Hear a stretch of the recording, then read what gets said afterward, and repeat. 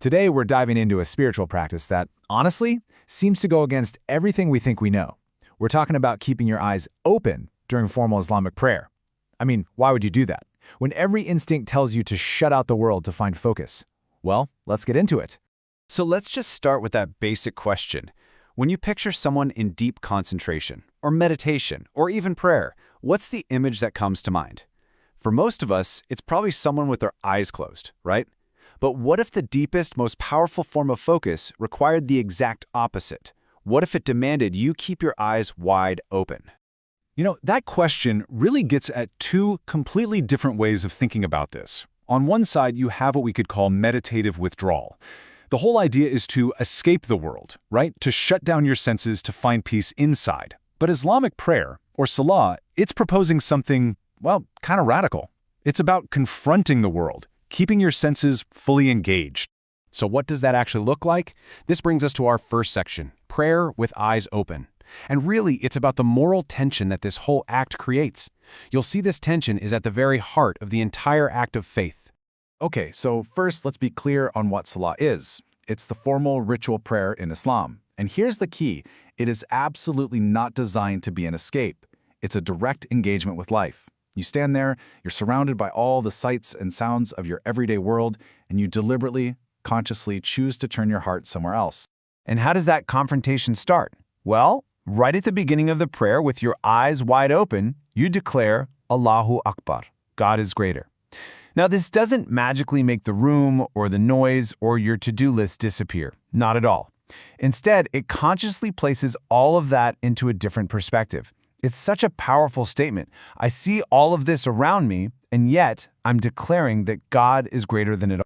This whole idea, this active choice of God over the world you can see, it leads us straight to the core theological reason for this practice. So let's jump into section 2, believing in the unseen, which is the very foundation of what's called iḥsān.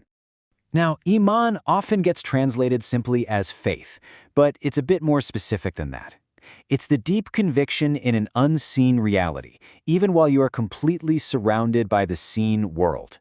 It's not about ignoring reality. It's about acknowledging that there's a deeper reality running right alongside it. And the Quran makes this so clear. It describes the successful believers not as people who somehow deny the physical world, but specifically as those who believe in the unseen. The whole point is to refuse to give the visible world the final word, the ultimate authority over your focus and your heart.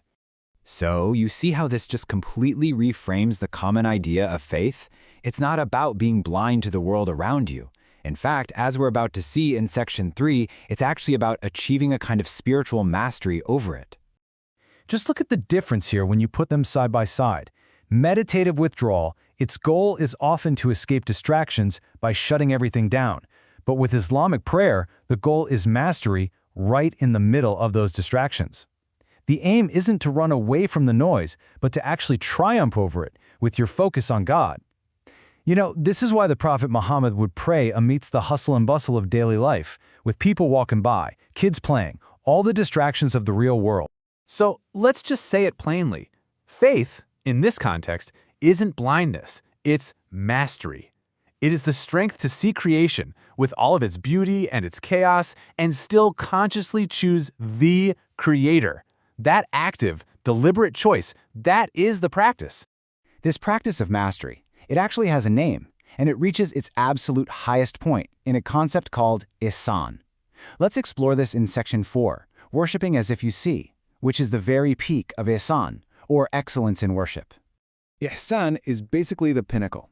It's a state of being where your awareness of God becomes so intense, so profound, that the unseen reality actually feels more real, more present than the physical world your eyes are looking at. And there's this beautiful prophetic description of iḥsān.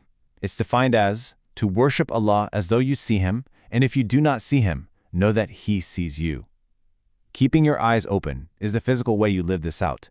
You're looking at the world, fully aware that an unseen being is watching you, and you act on that knowledge. And here's what's so critical.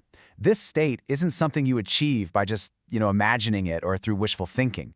It's the direct result of a conscious, deliberate submission, a choice made over and over to prioritize the unseen over the seen. Okay, so why does any of this matter outside of the prayer itself? what is the actual point?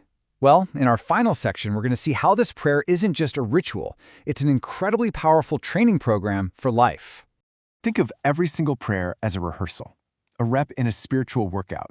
Step 1, you stand, firmly planted in your world. Step 2, you acknowledge the unseen reality of God. And step 3, you consciously subordinate everything you can see to that higher reality. And you practice this 5 times a day, every day. And what's the ultimate purpose of all this training? It's to build the spiritual muscle you need to live in the world, to deal with your job, your family, your goals, your problems, without becoming a slave to any of it. It's about finding true freedom.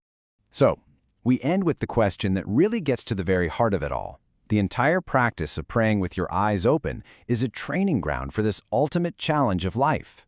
How do you see everything this world has to offer, yet choose to bow your heart, your will, and your life to only one,